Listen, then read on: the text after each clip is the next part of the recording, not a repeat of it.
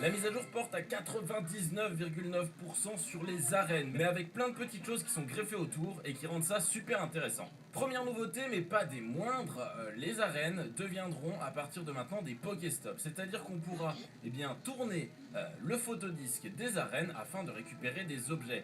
C'est plutôt intéressant pour des gens qui étaient à la campagne et qui par exemple n'avaient qu'une arène dans leur ville, ils pourront également récupérer des objets sur cette arène plutôt que de ne faire que des combats. Vous le savez, jusqu'à maintenant, lorsqu'une équipe récupérait une arène, il pouvait y avoir plusieurs dresseurs et plusieurs Pokémon dans la même arène. Maintenant, ça va changer totalement, puisque lorsqu'un dresseur récupérera une arène, ça sera son arène et il aura la possibilité de mettre 6 Pokémon, c'est-à-dire une équipe complète dans l'arène. A noter qu'il est interdit de mettre 2 fois le même Pokémon dans une arène, donc ça contre le fait que par exemple on pouvait avoir plein de l'euphorie dans une même arène ou plein de ronflex, ce qui faisait que c'était assez compliqué à battre. Là il va falloir varier les plaisirs. Jusqu'à maintenant, pour vaincre une arène, il fallait descendre à 0 les points de prestige, je crois que ça s'appelait comme ça. Et maintenant, ça va changer. Chaque Pokémon mis dans l'arène aura des points de motivation, symbolisés par un petit cœur tout mignon. Et la jauge de ce cœur descendra petit à petit avec le temps et avec le nombre de tentatives de battre l'arène. Donc c'est à dire que vos Pokémon vont perdre petit à petit des points de motivation, et lorsque leur point de motivation tombe à 0, le Pokémon est renvoyé dans votre équipe et supprimé tout simplement de l'arène. Et lorsque tous les Pokémon ont été vaincus, et donc c'est-à-dire n'ont plus de points de motivation, l'arène devient libre. Bien entendu, vous avez une possibilité de remonter vos points de motivation, en effet, c'est en utilisant tout simplement une baie Frambi. Et oui, les baies Frambi auront une nouvelle utilité, donc c'est plutôt intéressant. Vous utilisez une baie Frambi sur votre Pokémon et ses points de motivation vont remonter. Ça veut dire que si vous avez pris une arène il y a 10 minutes, il va falloir régulièrement regarder Pokémon Go et puis peut-être recharger vos Pokémon en motivation en leur donnant des baies Frambi. C'est cool parce que les baies Frambi, moi je crois que j'en ai environ 300, donc au moins elles auront une utilité. Et sachez également que le fait de faire baisser la motivation d'un Pokémon fait également baisser ses points de combat, ses PC. Donc du coup, c'est vachement intéressant parce que plus on va combattre l'arène, plus l'arène sera faible et donc plus on aura de chances de la vaincre. Une mécanique assez intéressante, du moins je trouve. Vous le savez, dans les jeux Pokémon classiques, lorsqu'on bat une arène, on obtient un badge, et bien là, ça va être exactement la même chose. Lorsque vous battrez une arène, vous obtiendrez le badge de cette arène tout simplement.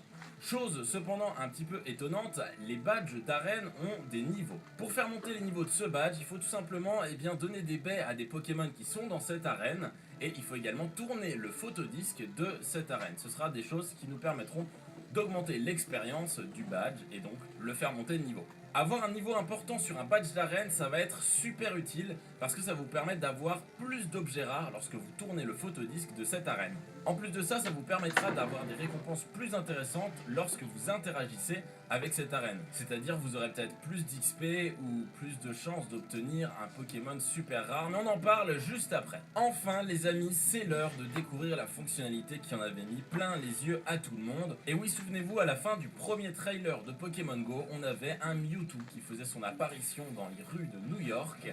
Et tout le monde était sur son téléphone en train d'essayer de le battre afin de le capturer. Cette fonctionnalité fait son apparition enfin et est nommée le raid. Un raid, c'est un espèce de combat en groupe, un groupe qui peut aller jusqu'à 20 personnes et qui va mettre en scène un Pokémon super rare et super fort qu'il va falloir tenter de battre. Et si on arrive à le battre, on a une chance de récupérer ce Pokémon avec des stats boostées. Alors comment est-ce qu'on repère s'il y a un raid sur une arène? Tout simplement il y aura un espèce de gros œuf, un œuf surprise entre guillemets, qui sera là un peu avant l'apparition du Pokémon.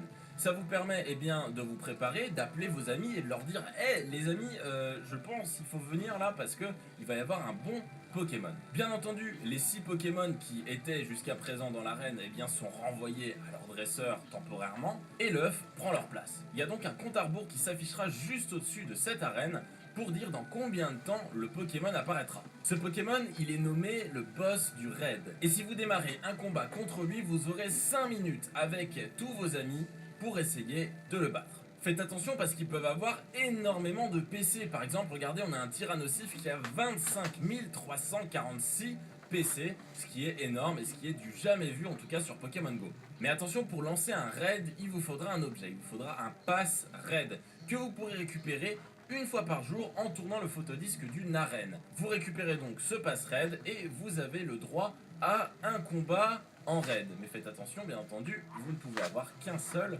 pass raid sur vous, à moins d'avoir des passes de raid premium qui seront disponibles sur la boutique. Bien entendu, il faut qu'ils trouvent un moyen de faire de l'argent et je pense qu'on sera beaucoup à y acheter si on peut avoir des Pokémon plus rares, plus forts et si on peut faire des combats contre des légendaires peut-être. Il y aura également un changement au niveau du radar. En effet, jusqu'à maintenant, on pouvait localiser les Pokémon proches. Maintenant, on va pouvoir localiser les raids proches, avec des Pokémon qui apparaîtront juste à côté de l'image de leur arène, ou d'œufs qui seront accompagnés de leur durée avant éclosion.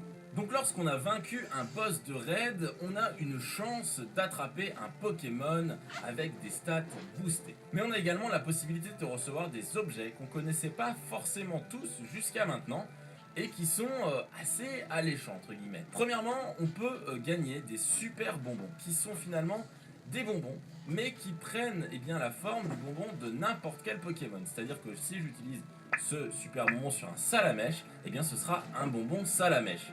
Donc c'est assez intéressant la manière dont c'est fait, et ça permettra peut-être de faire, je sais pas, évoluer votre Togepi si vous n'avez pas suffisamment de bonbons Togepi, ça peut être super intéressant. On récupérera également des baies Frambi dorées, qui finalement auront les mêmes effets que les baies Frambi, mais en bien mieux. C'est-à-dire qu'une baie Frambi en combat vous augmente vos chances de capturer un Pokémon, et bien une baie Frambi dorée vous augmentera considérablement vos chances de capturer le Pokémon. Et de la même manière, je vous le rappelle, les baies Frambi permettent de remonter la jauge de motivation d'un Pokémon.